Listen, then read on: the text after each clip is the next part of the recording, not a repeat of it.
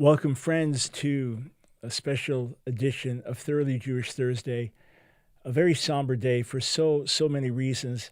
I pray as you stay with me today as we open up the scriptures, as we talk about the murder of Charlie Kirk, as we talk about the tragic events of 9/11 from 24 years ago, as we talk about human suffering and the mourners of Zion, that you'll come away with greater focus, greater understanding, even greater purpose, and greater faith. How about we stop and pray and ask God to be with us? Father, so many voices right now, so many things vying for our attention. We step back, we calm ourselves before your throne, and we say, Lord, share your heart with us. Open our ears, open our heart, open our mind to respond, to hear, to be in harmony with you. We ask it in the name of Jesus, in Yeshua's name. I want to read to you in a moment from Isaiah, the 61st chapter. Let me just say a couple things first. We did live radio 5 days a week for 16 years and felt in 2024 that we were coming to the end of that period, and we began to do some pre-recorded 30-minute daily teaching shows. And so it was just our plan to phase things out as of October of 2024 with our live broadcasts. And we did Thoroughly Jewish Thursday for many, many years. And as I travel on the road, folks would often comment how they appreciated that day. It was a day just to focus on Jewish-related themes and questions and do Jewish outreach and things like that. Then we were doing our 30-minute show as well, but for a number of reasons, pulled back from everything. And as many of you know, I was on an extended sabbatical and spent a lot of time really going before the Lord and laying everything down at his feet. Lord, I don't need a public ministry. I don't need to preach or teach. I don't need a name. I don't need recognition. I don't need websites, social media. Lord, I just need you. What would please you? And laid everything down so that everything was basically cut back to zero other than seeking God and being in his presence. And over time, as things have reemerged with passion and vigor, one of those is Jewish outreach, reaching the lost sheep of the house of Israel.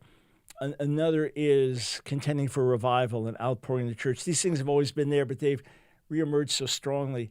And after a lot of prayer and reflection, we felt that the one thing we wanted to bring back in terms of a regular weekly live broadcast was Thoroughly Jewish Thursday. So as we're able to do it, depends on travel and things like that, but as we're able to do it, we want to come your way every week. We don't know exactly when, but very soon we hope to implement live calls as well, where you'll be able to call in by Zoom and ask your questions, interact with me in that way. Right now, we're just limited to YouTube chat today. And yeah, we'll probably have some music at the outset and everything, but we're back doing these. We feel it's so important, both for the purpose of reaching out to the lost sheep of the house of Israel, as well as helping the church understand right theology and wrong theology, and standing against anti-Semitism and understanding questions about Israel today.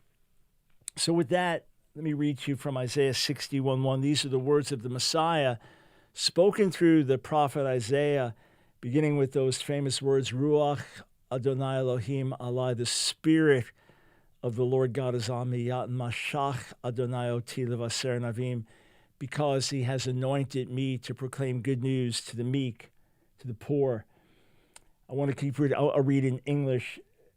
And he sent me to bind up the wounded of heart, to proclaim release to the captives, liberation to the imprisoned, to proclaim a year of the Lord's favor and a day of vindication by our God, to comfort all who mourn, to provide for the mourners in Zion, to give them a turban instead of ashes, the festive ointment instead of mourning, a garment of splendor instead of a drooping spirit. They should be called terebinths of victory, planted by the Lord for his glory, and they'll build the ancient ruins. And goes on from there.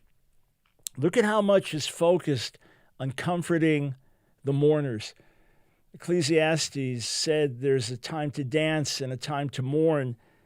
This is one of those times to mourn. And I want to, again, paint a larger picture, talk about Charlie Kirk, talk about 9/11, talk beyond that about human suffering, and do our best to step back and say, okay, what does God want to say to us? What does he want to communicate with us? Obviously, what I'm going to share with you is just some of what's on his heart, and hopefully I can do that in a way that's honoring to him and helpful to you. I was not close friends with Charlie, but I did get to hang out with him almost 3 years ago. A mutual friend felt it was really important that we met. He was coming into my area, reached out to me, and as busy as he is, James Robinson told me he was the busiest man that he knew, Charlie was. He came by and we hung out for well over an hour. He was reading my book then, The Political Seduction of the Church, and told me he agreed with almost all of it, but wanted to push back on a couple of points, and I gave my viewpoint and went back and forth. But what I knew about Charlie before that, and we stayed in touch afterwards, some texts, some emails at different times. He had a couple of Hebrew questions for me here and there. I interacted with him about a controversy with his friend and mentor, Dennis Prager. But the main time we spent was back then, and I knew him as a conservative political leader mobilizing young people for conservative values and to get out and vote, and a Christian as well. What I met with that day was a young Christian man. And what really impressed me, and I journaled it, was how humble and gracious he was. And all of our talk was about Jesus. All of our talk was about things of faith.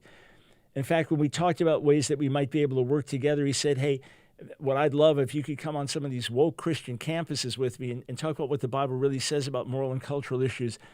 And then he invited me to speak at one of the, he said, we've started a whole faith arm of Turning Point USA. We know that's going to be important. And we're trying to minister to pastors and leaders as well. And he asked me to speak at their national conference. I guess it would have been May of 2024, but I was unable, or 2023, sorry. But I was in Israel at that time, was unable to do it. All that to say that what I came away with was I was really impressed by his humility. I was really impressed by his graciousness. I guess he was late 20s then, and to have accomplished as much as he had and to be as prominent as he was, as well-known and in the circles in which he traveled, and yet to seem to have a genuine heart for the Lord, a genuinely humble spirit, a teachable spirit, an honoring spirit, that's what I came away with, and that's what I appreciated the most. And whether I would have agreed with every political statement or not he made, I don't know. I haven't followed all of it. But what I did appreciate so much is and we talked about it, that when he'd be debating or dialoguing with someone with a very different ideology, how he'd sought to be compassionate, sought to listen. I watched one and sent him a note and said, hey, I really appreciate the way you conducted yourself in that. And, of course, he appreciated hearing that. So, like everyone else, the absolute shock of hearing things yesterday, the most shocking event in that sense in terms of an individual assassination that or murder that we've seen in so many years. Obviously, the attempted assassination of President Trump, so jarring. But here, in the terrible day in which we live, where you can just see things instantly, so people are actually watching a murder take place, watching a young man slaughtered in cold blood, leave behind his wife, also in her 30s, and girl, 3, a boy, about a year and a half, not even a year and a half. It's a horrific, tragic loss, and that's why people of decency on all sides of the political spectrum are speaking out against the horror of this. It's a terrible loss. There is a principle in the midst of the loss that Jesus talks about in John 12, that unless a grain of wheat falls in the ground and dies, it remains alone. If it dies, it bears much fruit. And there's something about when you're killed in the line of fire, when you're killed in the line of duty, standing up for a cause. We don't know full details yet about the murder. Obviously, more is coming, but let the other experts talk about that. You don't need that to hear. You don't need to hear that from me. And I'm not weighing in on any opinions about any of these things right now, okay? What I want to say hopefully will be of universal interest to you. But there is something about the power of martyrdom where you are killed for your cause, or you willingly die for your cause. And we know that Charlie knew the risks of getting out. He knew that his life was at risk in standing up and speaking up for the things that he held dear. But suddenly, overnight, people are talking about Charlie Kirk. They never heard of him before. Overnight, millions, tens of millions, hundreds of millions of people are aware of his life and his movement. And overnight, you can be sure that the countless thousands of young people, probably millions that he influenced, that so many are now pledging their lives for the gospel, or pledging their lives to stand for what is right, or pledging their lives to stand for what they believe is best for a country. There's this multiplying effect. It does not diminish the loss to his wife and children and to those that loved him as friends. It does not take away from the everything he could have accomplished with a long and full life. But it is to say that something can come out of this that is good. Look, he's gone. He's gone. We can't bring him back now. But we can pray that something good comes out of this. And I'm not talking about legislation. I'm not talking about gun control. I'm not talking about I'm not talking about any. I'm not thinking about any of these things. I'm thinking about especially young people getting awakened, and young people saying, "Lord, here am I. Use me. Send me." And people saying, "He put his life on the line. I'm going to stand up for what's right, regardless of cost or consequence." I heard someone last night, it was actually Riley Gaines, so the American swimmer who had to who boldly spoke up against men participating in women's sports, and has had her own death threats and physical attacks and things like that. And she quoted Matthew 10:28, the words of Jesus, which are words for all of his disciples. Don't fear those who kill the body but can't kill the soul. Rather fear him who can destroy both body and soul in hell. And that's a word that is reality for believers around the world. Do you know in Nigeria, conservative estimate says 7,000 Christians have been martyred in 2025 alone? 7,000. And this, in a little while, stay with me, is going to tie in very deeply with Israel, very deeply with the verses we read about the mourners in Zion, and we're going to take away some important spiritual principles. You're talking about more than 30 Christians on average killed per day in Nigeria. Conservative estimates, well over 40,000 believers slaughtered in Nigeria in the last 10 years. Well over 40,000 in the last 10 years. 20,000 churches, 20,000 abducted. 20,000 abducted. How many of them killed, tortured, suffered terribly? And on and on it goes. This is a reality with Christians with whom I work in other parts of the world. When one of our own spiritual sons, who graduated from our ministry school, was martyred in the Middle East. We still don't talk about the nation where he was killed because some of our folks are still active there. But killed in a Middle Eastern Muslim nation. He had sat down. He was in his late 20s himself, married with two boys. And he sat down with his wife and said, "If I'm killed, I want you to remarry." He told her that, and God brought a wonderful man into her life some years later to be a father to those kids and a husband to that wife. But this was a reality.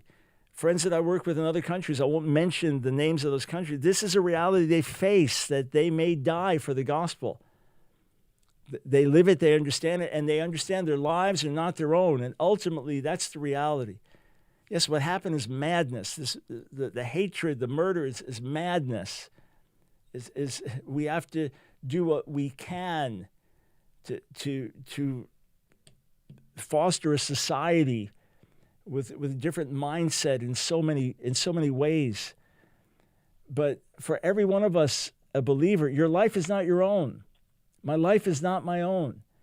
It doesn't belong to us. And we have to do what God calls us to do, regardless of cost or consequence. It's a reality for all of us. We may face that much more in America in the coming days from many, many fronts. Charlie Kirk was a genuine friend of Israel. And let me just grab this here, what Prime Minister Netanyahu tweeted out.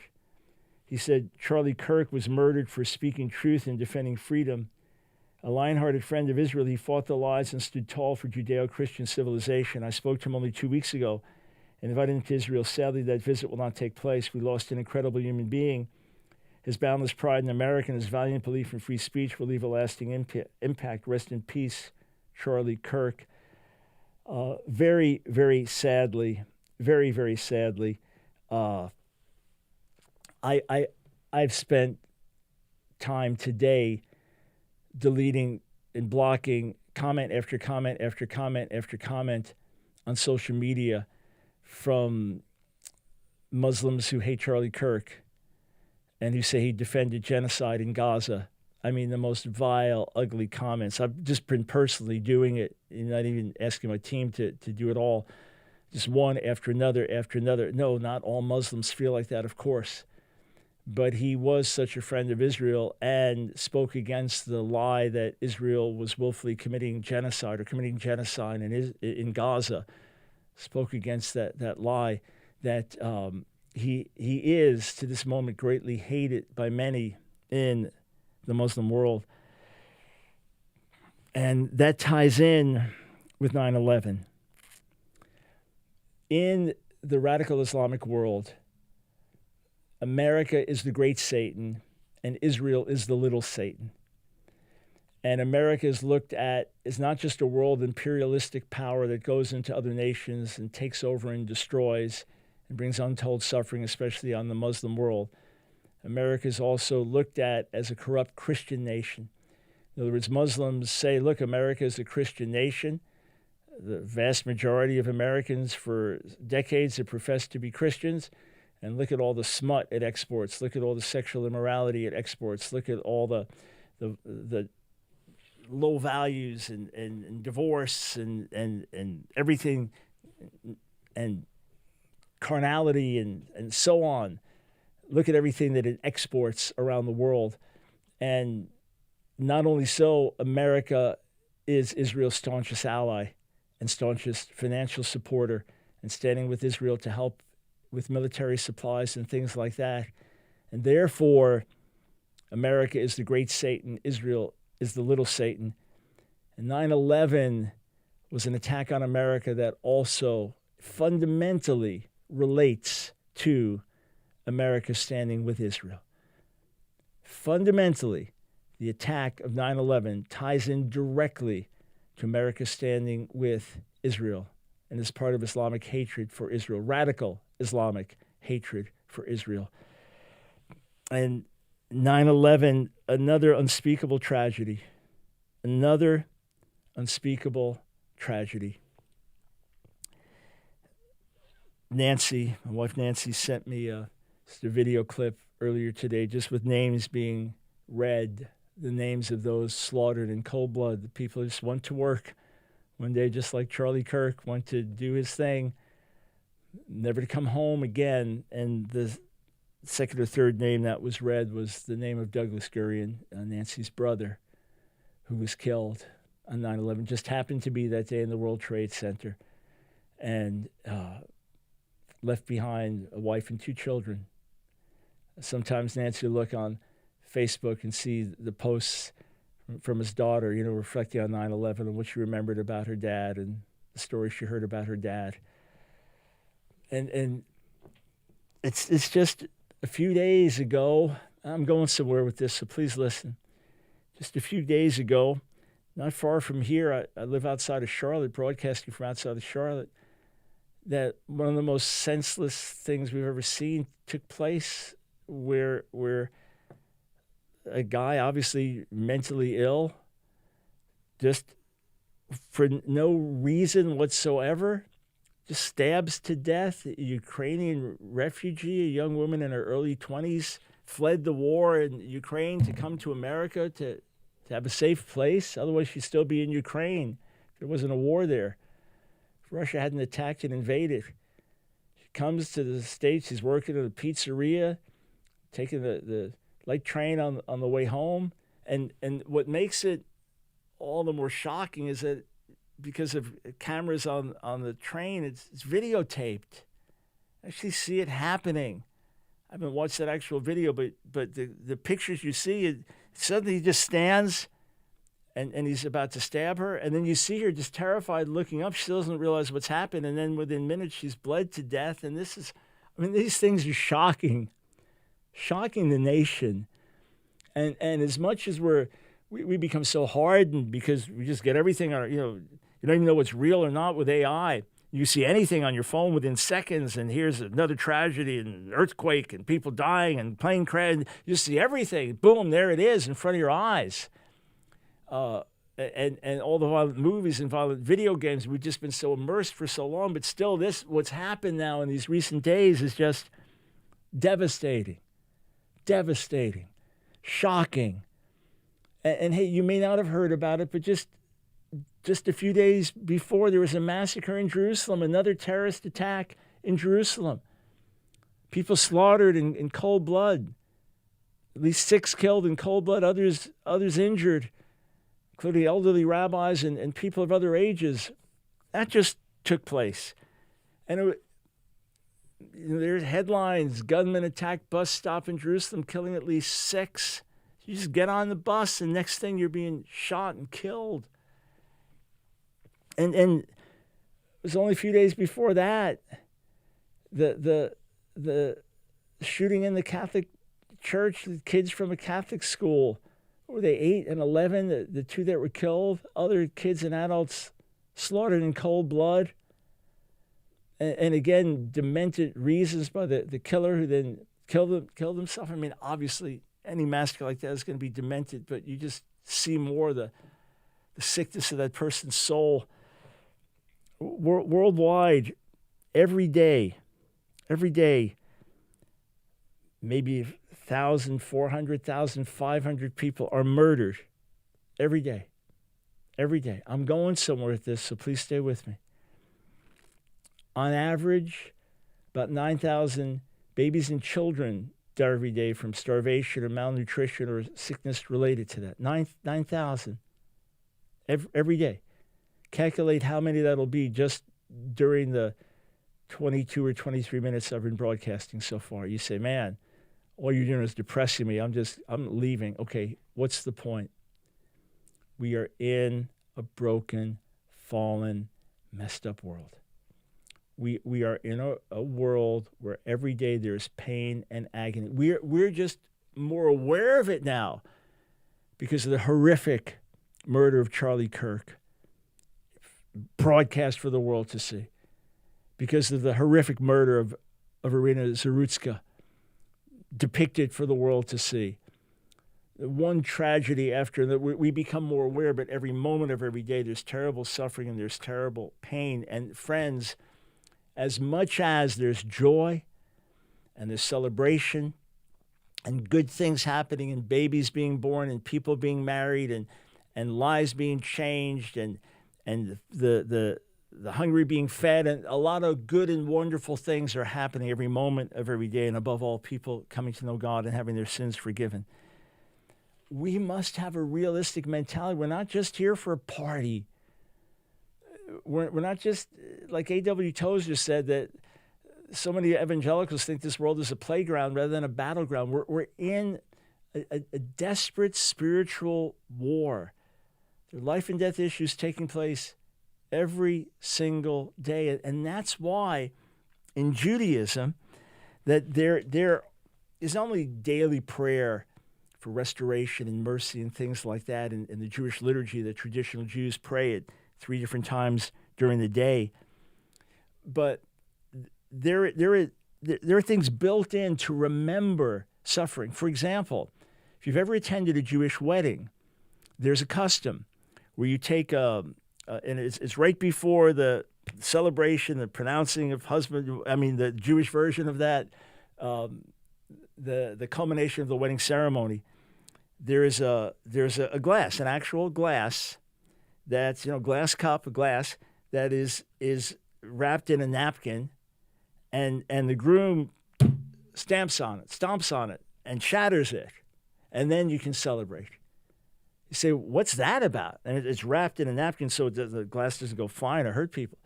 You say, what's that about? It's to remember the destruction of the temple. It's to remember Jewish suffering.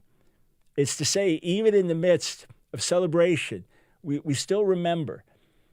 there was something called Tikkun Chatzot, which is literally the Tikkun of midnight.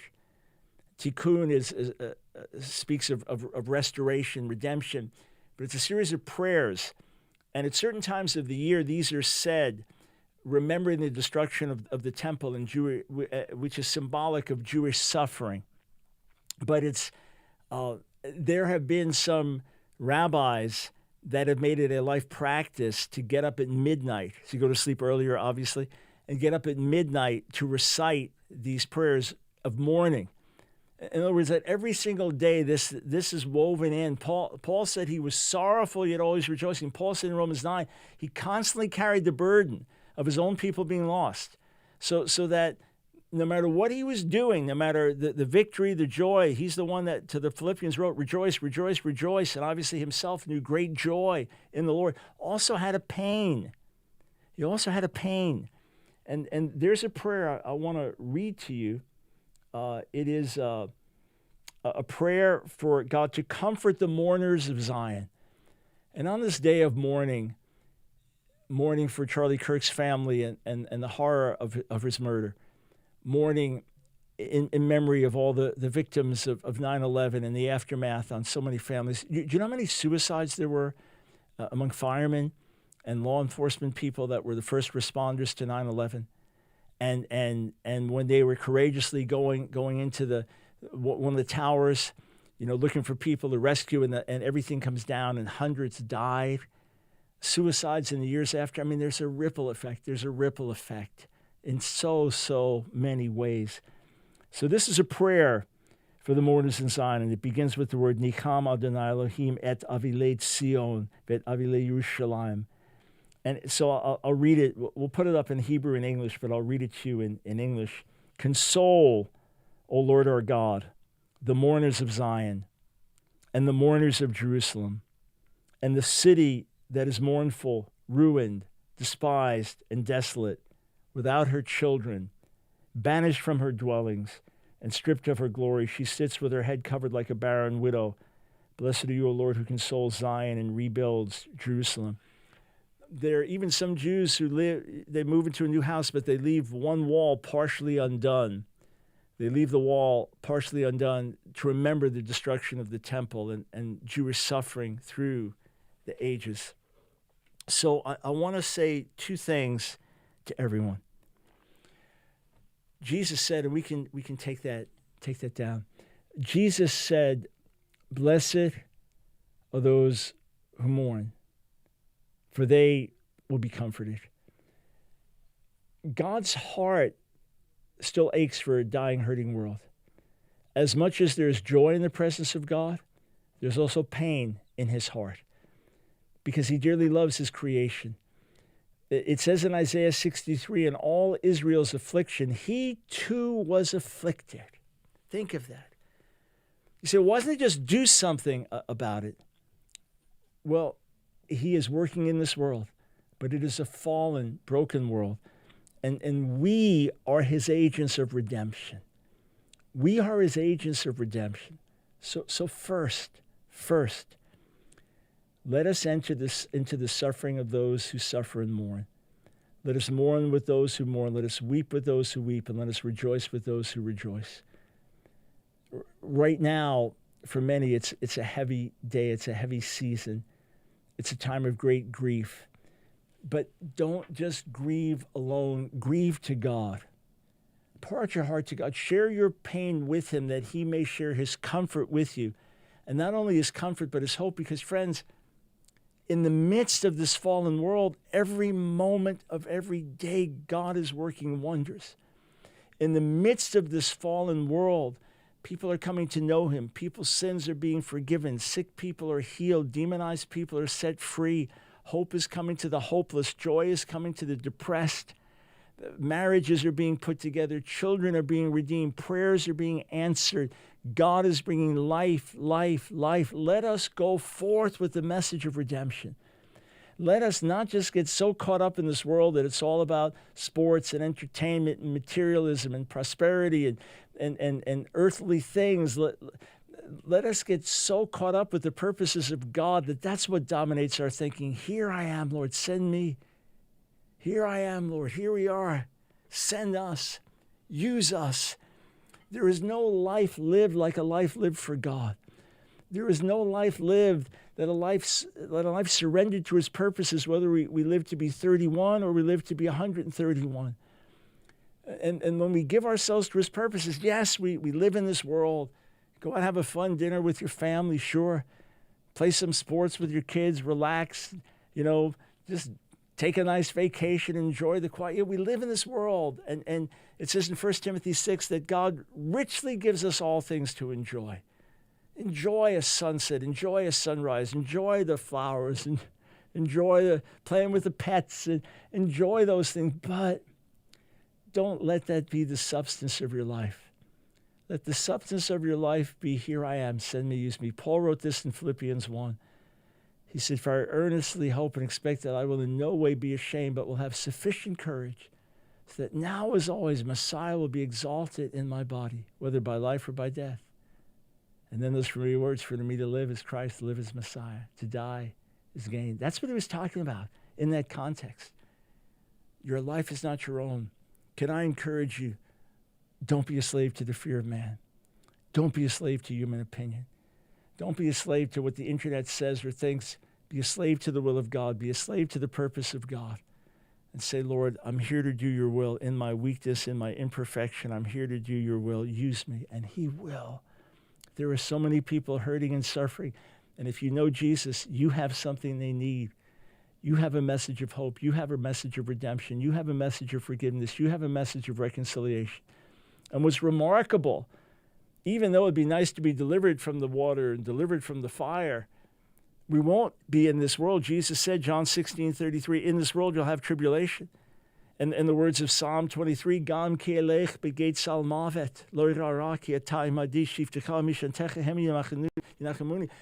Even though I walk through the valley of the shadow of death, it'd be nice to not walk through it, but we will. Even though I walk through the valley of the shadow of death, I'll fear no evil, because you're with me, your rod and your staff, they comfort me. We have an answer, even when we don't have an answer. Why did this happen? Why is this one suffering? I don't know, but I know that God is faithful. I know that if you hold on to him, he won't let go of you. In fact, he's holding on to you when you think all hope is lost. He's holding on to you even when you think he's distant. We have something that the world needs. Let us redouble our efforts, not in a legalistic way, but out of love for God and love for our neighbor. And say, use me to make a difference. Whatever the cost, whatever the consequence. On that day when you stand before him, you'll have no regret. And I say this last thing. Jesus also said in the Beatitudes, blessed are the peacemakers, for they shall be called children of God. In being peacemakers, we represent him. In being peacemakers, we carry out his will. We show ourselves to be his kids. If you are watching regularly news on the left, you will see constant talk about right-wing hatred and right-wing violence, and it's true. Do the research, it's true. If you listen to news on the right, you will find constant reference to left-wing hatred and left-wing political violence, and it's true. It's true. Do the research, and it's true.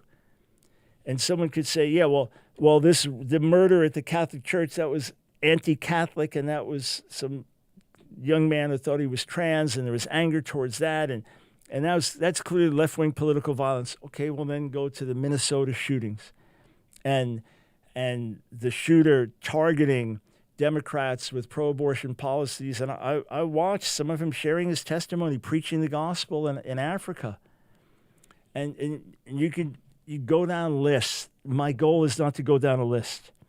My goal is not to say which is worse, which is not as bad. My goal is to say, let's step higher. You and I, as followers of Jesus, and I'm talking to you not as a conservative, not as someone who votes Republican, not as a white American male, not as a Jew. I'm talking to you as a follower of Jesus, as a follower of Jesus, and speaking to you as a follower of Jesus. Let's do better ourselves. let us stoke the fires of love and peace and truth. Yes, let unrighteousness be confronted. Let evil be confronted. Let justice be done where there are crimes. Let us fight for justice. Absolutely. Let us fight for the life of the unborn. Let us fight against evils in our society. Yes and amen. 100%. And let us do the research and vote our conscience and be involved in the political system. Amen. Absolutely. I'm talking about our conduct. I'm talking about what we say on social media. I'm talking about how we interact. Let us not stoke flames of greater hatred. Let us do our best to dialogue, to talk, to sit down with someone of a different ideology and to say, it's clear we have profound differences. It's clear we have profound differences. I at least want to understand why you see what you see, why you say what you say, what your perspective is. In listening to you, I might be absolutely horrified. I might say to myself, I've never heard such hatred in my life. You need help. You're dangerous. That may be my conclusion. Or it may be, oh, I never saw it from that angle. I disagree with you, but I never saw it from that angle. And can I share my perspective with you? Because for the most part, 99.9% of us say murder is wrong, is deplorable. Under no circumstances do you do something like this. No matter how much you hate the person's ideology, you don't kill the person. And you don't speak words that can lead to murder. So I want to encourage everyone who, like me, would say, I'm a follower of Jesus, Yeshua. My life belongs to him. Let's step higher. Let's not tolerate evil. Let's not minimize evil. Let's not ignore reality in front of us, but let us not stoke the fires of hatred and division. And look, if your family's big enough, you probably have people on different sides of political issues and divide, and you know they're decent people. You know they're decent people, and they have different perspectives. So let us do what Charlie Kirk sought to do in dialogue, was to have genuine dialogue with those with whom you differ. I was texting a colleague of mine, and boy, we have some passionate differences we would literally die for. And we were texting each other last night with notes of love you, miss you, and we need to do something together to send out a message of peace and love. So let us do our best to do it. Blessed are the peacemakers, for they shall be called children of God. May we live in such a way that people will look at us and say, you've been with Jesus, haven't you? You know him, don't you? You seem like a child of God. May we send that message. May it be something redemptive that we do, and may we give ourselves afresh to the good news of the gospel and to prayer for the lost sheep of the house of Israel. May God comfort all the mourners. I won't be taking questions, just doesn't feel the right time to do that. But if you find this helpful, please do share it with others. And let's take this message to heart and glorify the Lord while we have breath.